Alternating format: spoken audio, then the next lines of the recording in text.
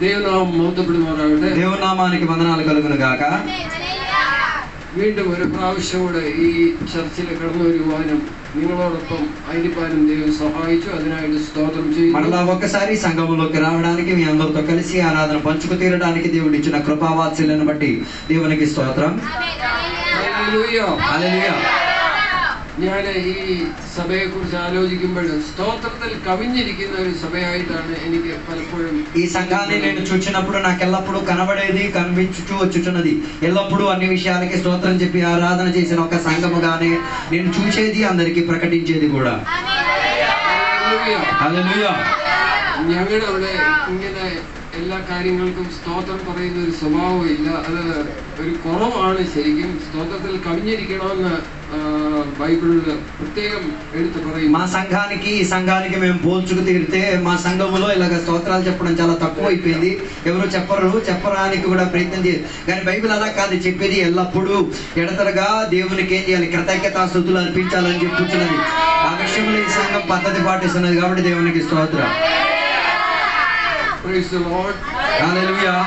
നമുക്ക് സമയം വളരെ കുറവായതുകൊണ്ട് മോഹവര പറയാതെ ഞാൻ వాక్యത്തിലേക്കൊക്കെ కడకువాను. సమయం చాలా తక్కువ ఉన్నది కాబట్టి ఎక్కువసేపు చెప్పడానికి ఆశపడట్లేదు. కాసేపు దేవుని యొక్క వాక్యంలో నుంచి మాట్లాడి మేము ముందు చెప్పడానికి కోరుతున్నాను. ജോണി പാസ്റ്റർ, രവി പാസ്റ്റർ, പ്രിയ അജിത്ത്, കടന്നു വന്ന സഹോദരി സഹോദരന്മാര്, കുഞ്ഞുങ്ങളെ എല്ലാവർക്കും ക്രിസ്തയേശുവിന്റെ നാമത്തിൽ వేదికపై కూర్చున్న దేవుని యొక్క దాసు జోని పాస్టర్ గారు, రవి పాస్టర్ గారు, అదే అజిత్ గారు, అదే రీతిగా వచ్చిన సంఘ బిడ్డలందరూ కూడా యేసుక్రీస్తు పేరిట నా హృదయపూర్వక వందనాలు. ఇన్నത്തെ ചിന്തയ്ക്കായിട്ട് లూకోസിന്റെ సువిశేషం ఈ పకటి వేళ వాక్య ధ్యాన నిమిత్తం బైబిల్ గ్రంథాన్ని తెలుసుకుందాం. లూకాసు వార్తల పుస్తకము 16వ అధ్యాయం 16వ అధ్యాయము అయితే 1 തൊട്ട് 8 వരെയുള്ള వాక్యങ്ങൾ దాని 1 నుంచి 8 వరకు ఉన్న వాక్యాలు మనం ధ్యానించుకుందాం. మరియు ఆయన తన శిష్యులతో ఇట్లనెను, ఒక ధనవంతుని యొద్ద ఒక గృహ నిర్వాహకుడు ఉండెను. వాడు అతని ఆస్తిని పాడు చేయుచున్నాడని ఆయన యొద్ద వాని మీద నేరము మోపబడగా అతడు వాని పిలిపించి, నిన్ను గూర్చి నేను వినుచున్న ఈ మాట ఏమిటి? నీ గృహ నిర్వాహకత్వపు లెక్క అప్పగించుము. నీవు ఇక మీదట గృహ నిర్వాహకుడు వై ఉండవల్ల కాదని వానితో చెప్పెను. ఆ గృహ నిర్వాహకుడు తనలో తాను, నా యజమానుడు ఈ గృహ నిర్వాహకత్వపు పనిలో నుండి నన్ను తీసివేయను గనుక నేను ఏమి చేతును? త్రవ్వలేను, భిక్షమెత్త సిగ్గుపడుచున్నాను. నన్ను ఈ గృహ నిర్వాహకత్వపు పని నుండి తొలగించినప్పుడు వారు నన్ను తమ ఇండ్లలోనికి చేర్చుకున్నట్లు ఏమి చేయవలెనో నాకు తెలియననుకొని తమ యజమానుని రుణస్థులలో ఒక్కొక్కరిని పిలిపించి, నీవు నా యజమానునికి ఎంత అప్పిచ్చి ఉన్నావని మొదట వాని అడిగాను. వాడు 100 మనుగుల నూనె అని చెప్పగా, నీవు నీ చీటి తీసుకొని త్వరగా కూర్చుండి 50 మనుగులు వ్రాసుకోమని వానితో చెప్పాను. తరువాత వాడు, నీవు ఎంత అచ్చి ఉన్నావని మరి ఒకరిని అడుగగా, వాడు 100 తూముల గోధుమలని చెప్పినప్పుడు వానితో, నీవు చీటీ తీసుకొని 80 తూములని వ్రాసుకోమని చెప్పాను. అన్యాయస్తుడైన ఆ గృహ నిర్వాహకుడు యుక్తగా నడుచుకొనని వాని యజమానుడు వాని మెచ్చుకొనడు. వెలుగు సంబంధుల కంటే ఈ లోక సంబంధులు తమ తరమును బట్టి చూడగా యుక్తి పరులై ఉన్నారు. ఈ వేదభాగం വളരെയധികം చింతించుకోవడానికి ఇడయాయ. ఈ రోజు చదివిన ఈ వాక్య భాగం నాకు చాలా హృదయానికి తాకినది, ఆలోచించడానికి స్తోమత పరిచిన ఒక వాక్య భాగం ఇది.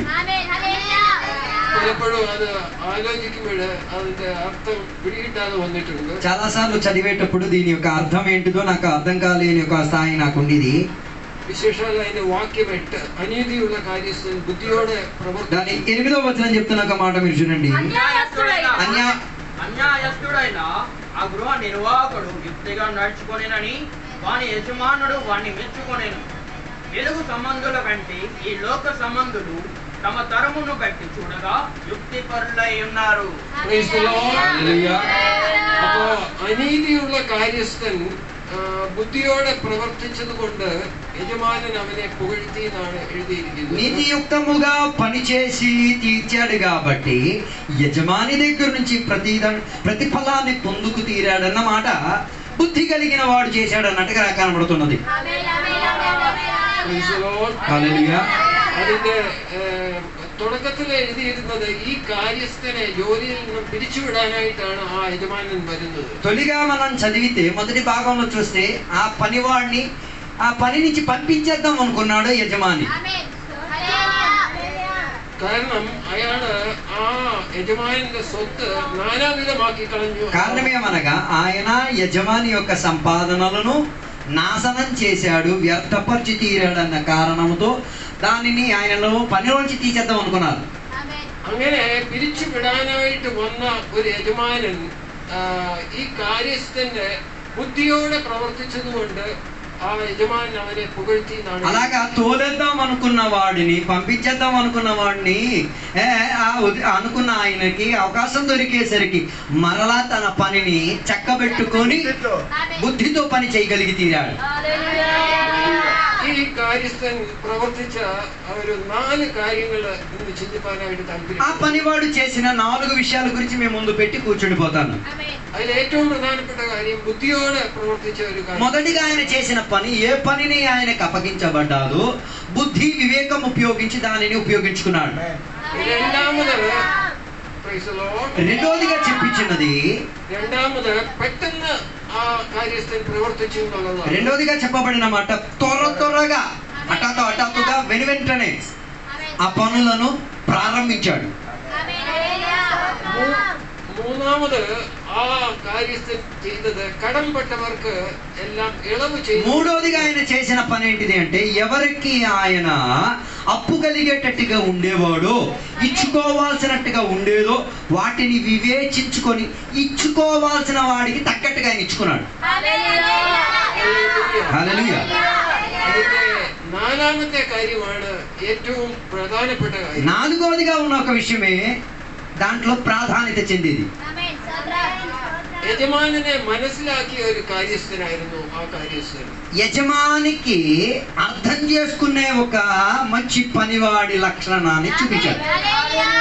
അങ്ങനെ యజమానినే మనసులాకిയത് കൊണ്ടാണ് ఇത്ര പെട്ടെന്ന് ఆ కార్యస్థൻ కార్యങ്ങൾ చేశాడు. అందుకే యజమానిని అర్థం చేసుకున్నాడు కాబట్టి ఆయనకు అప్పగింపిన పనిని ఆయన తనకి దొరికిన సమయోచిత సమయంలోనే పూర్తిపరిచాడు. కడంపెట్టవർക്ക് కడమెല്ലാം అణച്ചു കൊടുത്തു. ఇచ్చుకోవాల్సిన అప్పు తీసుకున్నోడి దగ్గర నుంచి అప్పు తిరిగి ఇచ్చి తీరేంతటిగా ఉన్న ఒక లెక్కింపును ఆయన సరిదిద్దుకున్నాడు. ഇനി ഞാൻ പറയുന്ന കാര്യം നിങ്ങൾ എത്രത്തോളം അതിന് യോജിക്കുമെന്ന് എനിക്ക് അറിഞ്ഞുകൂടാ. ఇక నేను చెప్పబోయే విషయంలో మీరు ఎంతమంది సమ్మతిస్తారో అంగీకరిస్తారో నాకు తెలియదు. సత్యത്തില് ఈ కార్యస్థൻ നമ്മെ ഓരോരുത്തരെയും പ്രതിനിധീകരിക്കുന്നു. ఇక్కడ రాయబడిన ఈ ఉపమానములో ఆ పనివాడు ఇక్కడ కూర్చున్న మనలో చాలా మంది అయి ఉన్నారు అన్న విషయం తెలుసుకు తీరాలి. നാം പാപികളായിരുന്നിട്ടും, మనము పాపము చేసిన పాపులుగా ఉండేటప్పుడు కూడా, അനീതി ചെയ്തിട്ടും, అధర్మము చేసి యేసు നമ്മെ സ്നേഹിച്ചു നമ്മെ നീതീകരിച്ചു. యేసయ్య మనల్ని ప్రేమించి నీతిపరిచాడు. നാം നമ്മുടെ നല്ല യജമാനെ മനസ്സിലാക്കിയെങ്കിൽ, అలాగైతే అలా మంచి పనివాడిగా మన యజమానిని అర్థం చేసుకున్నాం అనుకో, ആ യജമാന്റെ ആഗ്രഹം അല്ലെങ്കിൽ യജമാന്റെ ഇഷ്ടം ചെയ്യുവാനായിട്ട് നമുക്ക് సాధిക്കും. ఆ యజమానికి కలిగిన ఇష్టాలను తెలుసుకొని నెరవేర్చుకు తీరడానికి ఉన్న ఒక మంచి పరిజ్ఞాన బుద్ధి కలుగుతుంది. హల్లెలూయా. നാം ആ യജമാനെ വിശ്വസിച്ചു. అలాగా యజమానిని మనం నమ్ముకున్నాం.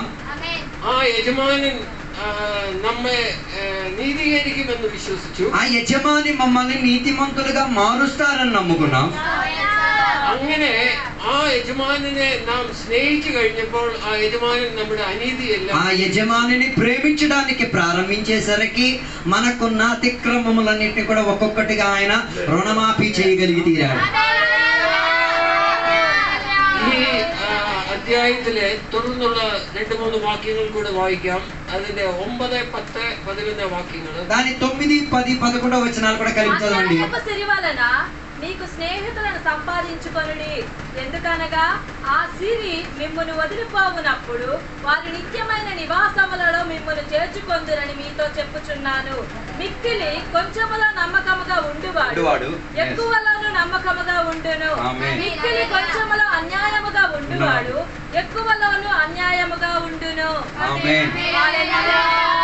അവിടെ എഴുതിയിരിക്കുന്ന 10ാമത്തെ വാക്യം, അത്യല്പത്തിൽ വിശ്വസ്തനായവൻ അധികത്തിലും വിശ്വസ്തനായി. అతి తక్కువలో నమ్మకస్తుడైన వాడు అతి ఎక్కువలో కూడా నమ్మకస్తుడుగానే మార్పు చెంది తీరగలుగుతాడు.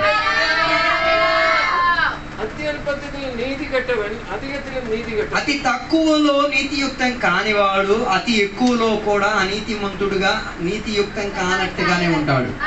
നിങ്ങൾ അനീതിയുള്ള മാമോനിൽ വിശ്വസ്തരായില്ല എങ്കിൽ സത്യമായത് നിങ്ങളെ ആത്മേൽപ്പിക്കും. అనీతి కలిగిన ఆ సిరి పైన నీవు దాని స్నేహితులను సంపాదించుకొనుడి. ఎందుకనగా ఆ సిరి మిమ్మల్ని వదిలిపోయినప్పుడు వారు నిత్యమైన నివాసుల మిమ్మల్ని చేర్చుకుందరని మీతో చెప్పుచున్నాను. హల్లెలూయా.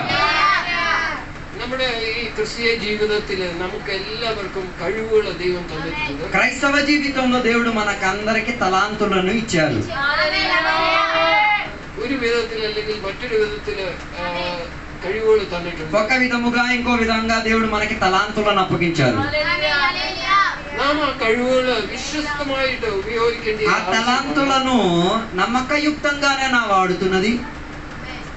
അങ്ങനെ വിശ്വസ്തമായിട്ട് ഉപയോഗിക്കുമ്പോൾ കൂടുതലായിട്ട് നമ്മെ నమ్మకయుక్తంగా దేవుడిచ్చిన తలాంతులను ఉపయోగించక తీరగలిగితే వాటిని పెరిగింప చేసుకోగలిగే స్తోమతను దేవుడు మనకి ఇవ్వగలుగుతాడు. హల్లెలూయా. അനീതിയുള്ള കാര്യസ്ഥനെ നീതീകരിച്ച ആ യജമാനനെ പോലെ అనీతి చెందిన ఆ పనివాడిని నీతియుక్తంగా మార్చిన యజమాని നമ്മൾക്കും കഴിവുകൾ ഉപയോഗിക്കാൻ പറ്റിയില്ലെങ്കിൽ നമ്മൾ ദൈവത്തോട് ക്ഷമ പറഞ്ഞ് ആ കഴിവുകൾ ఉపయోగించుకోవాలంటాడు శ్రమించండి. దేవుడు మనకిచ్చిన తలాంతులను ఇక వరకు మనం ఉపయోగించలేదు అనుకో, ఇక నుంచి ఉపయోగించడానికి ప్రారంభించి తీరండి. దానికి తగిన సహాయాన్ని దేవుడు మనకు అందించుకు తీరగలుగుతాడు. కేవలం క్షమాభిక్షతో అడిగి తీరగలిగితే చాలు, నీకు ఇచ్చిన తలాంతులను నువ్వు సమృద్ధి పొందగలిగి. హల్లెలూయా.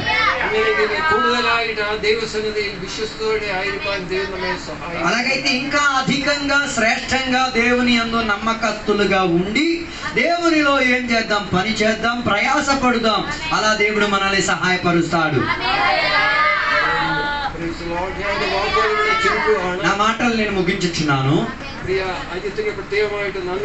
ప్రత్యేకంగా అజిత్ సహోదరుని బట్టి నేను వందనాలు చెప్తున్నాను.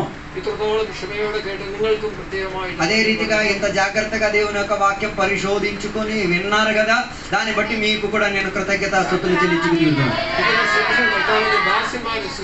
దాని తర్వాత దేవుని యొక్క సేవకులు ఉన్నారు, వాళ్ళకి సమయాన్ని ఇచ్చేస్తున్నాను నేను. హల్లెలూయా. హల్లెలూయా. చెప్పండి బట్టి దేవునికి దాసులు మనం. అదే రీతిగా మన మధ్యలో రవి గారు ఉన్నారు. ఆయన ఒకసారి దేవుని యొక్క వాక్యం మనతో మాట్లాడతారు.